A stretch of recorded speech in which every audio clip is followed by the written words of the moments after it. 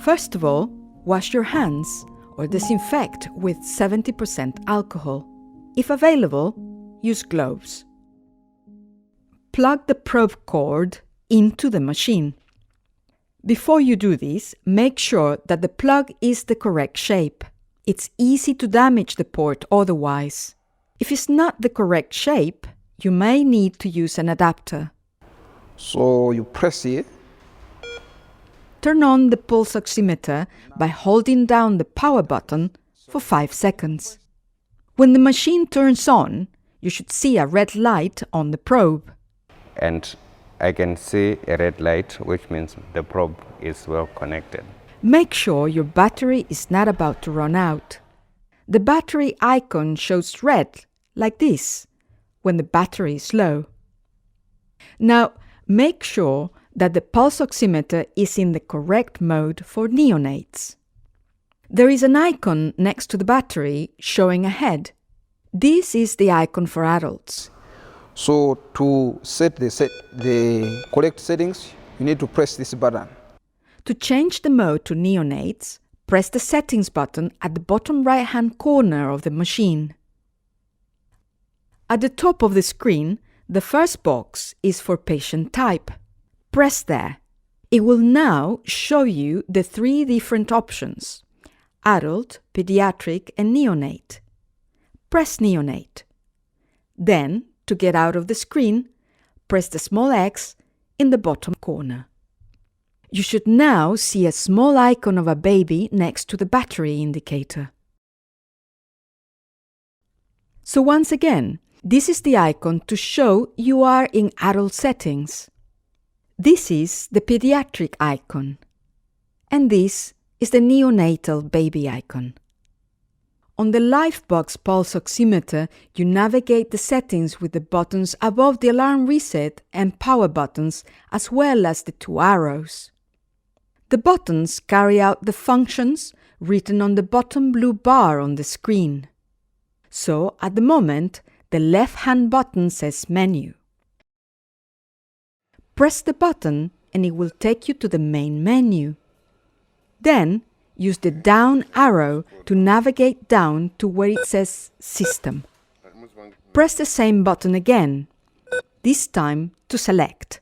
This takes you into the System menu.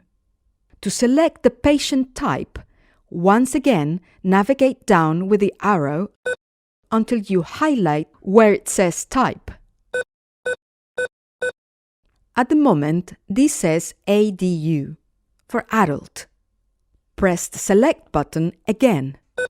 Now you can use the arrows to move between the patient type settings: adult, pediatric, or neonate. Go to Neo and press OK.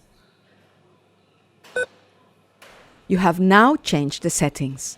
You can press the return button to the right of the arrow keys to return to your main screen.